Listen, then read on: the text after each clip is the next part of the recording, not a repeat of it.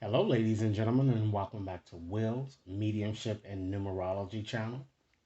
If you're new to my channel, I certainly appreciate both your viewership as well as your subscriptions.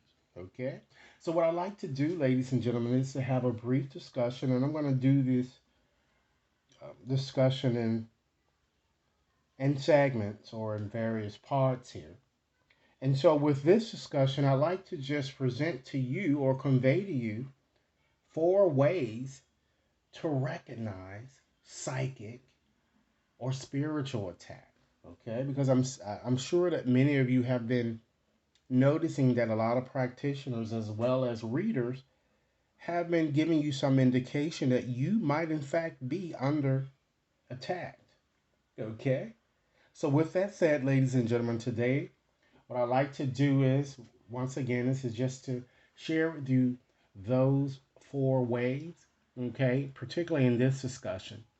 And then, of course, in other segments, we're going to just get deeper into the subject here. Okay? So you're asking, what are the four sources here? First, ladies and gentlemen, the first source is when offended spirit act in retribution, ladies and gentlemen, for some type of offensive actions perhaps that were taken. Okay? The next source, okay, number two is sometimes, ladies and gentlemen, people tend to stumble unprepared into places or even power. And by being in those areas, they are negatively affected by their ambience. Okay. The third source, ladies and gentlemen, is when you break vows or missteps or broken vows in your own occult practice. Okay. And the fourth source is, as you know, is attacks from other practitioners, other readers, or just people in general. Okay. So now let's just get into a bit more specifics about each of the sources here. So we're going to look at first offended sources. Okay. And what I mean by that, ladies and gentlemen, you have to understand or even recognize that you are certainly not alone in this world. Okay. Understand that spirits and various malevolent forces also share the same space that we share. Okay?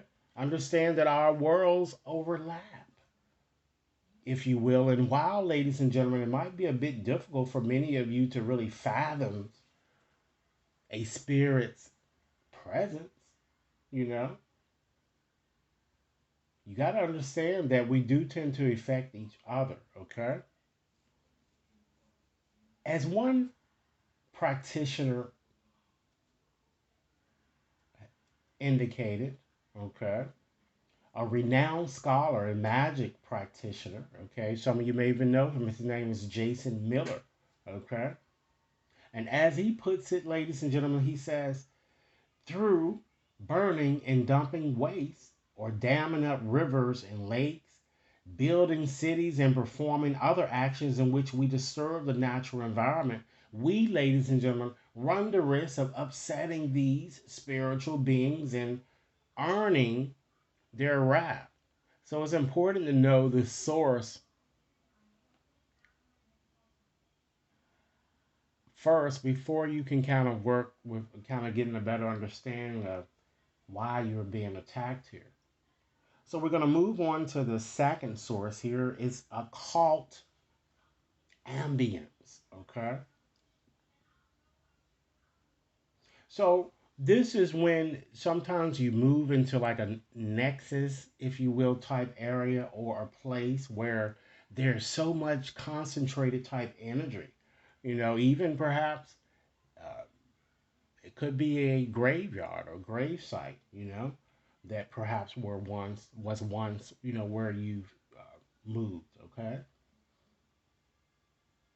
Or someplace that typically has been haunted, okay? Understand that these type of errors can also increase your chance of contact with malefic forces, ladies and gentlemen. Like even like going to ancient shrines or, like I said, graveyards, or just, really places where something psychically driven happened, even like a murder or something, even a rape, or it could be a seance, or maybe scrying, or either some type of a circle, okay, like a casting type circle. All right. Now let's move on to the third source, okay? And the third source, according to Jason Miller, is broken vows. Okay? Understand that is you got to be careful what you do here when you are a practice. I am also a practitioner of this work here, so I can certainly understand here. And we have with broken vows, magical broken vows, or just breaking them in general. You know, for those of you who make those vows during initiations or self empowerment ceremonies, or even promises, perhaps that maybe some of you have made to various gods and or spirits. Okay, understand that if you break this promise, an attack can certainly be triggered. All right, so be very, very careful of your agreements. All right, because spirits expect you to hold them. Keep in mind, ladies and gentlemen, if you like this discussion, be sure to give it a big thumbs up. Share it with others to whom you think might benefit, and be sure to press that subscription button, okay? Because I certainly would like to hear your comments in regards to this matter, okay? So, let's move right along, ladies and gentlemen, and just look at our last source, where it seems that a lot of people really focus more so on this source: attacks from other practitioners or just from people in general. Okay, understand that there are more sources than just this one. Okay, so when we're thinking about attacks from other practitioners, okay, to include, ladies and gentlemen, but not limited to, magicians, witches, psychics, and all sorts. Okay, understand all people, particularly witches, do need to adhere, ladies and gentlemen, to some type of a moral code, as it is called, the Wiccan Reed, if you will, or Ratty, however you would like to pronounce it. And when you kind of accept or adhere to this code, most witches or practitioners of magic would never harm a soul. But, ladies and gentlemen, we understand that that's certainly not the case these days. Okay? Understand that these practitioners are just these people, they just sometimes attack you to just cause harm, okay? Or to get revenge, or to confuse or influence you in some way, or influence what you say. Understand, ladies and gentlemen, that not every curse or jinx, whatever you call, is intentional, okay? You have to understand, ladies and gentlemen, that if you are a high vibe person, all right, and let's say someone hurts you, or you just it's something, or something just happens where you just really start like really not liking the person, your thoughts alone can trigger this to happen. So you also have to be careful of what you think here. All right, because this usually is a case for most, like I said, high vibes or gifted people, because we certainly can in fact manifest powerful hexes toward others without even knowing it. Okay, and also people that, like psychic vampires, or someone that simply constantly drain your energy, they could also unintentionally drain you, and hence cause you to experience all types of bad luck and whatever it is that associated, because you're dealing with someone who's very, very toxic.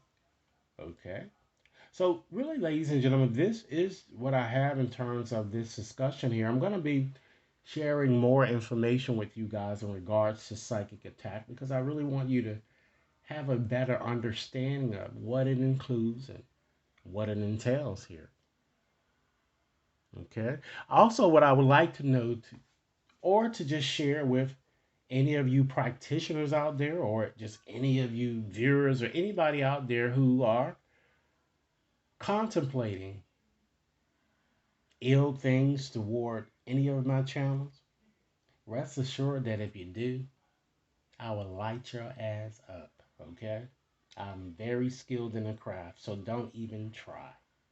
Thanks a lot for your time, ladies and gentlemen, and I certainly look forward to hearing your comments. Should any of you wishes to have a more personalized reading, you can certainly access my website to do that, or you can simply send me an email so we can customize your reading to address whatever questions that you may need to have answered. Thanks so much for your time, and I certainly look forward to hearing your comments. Enjoy your day.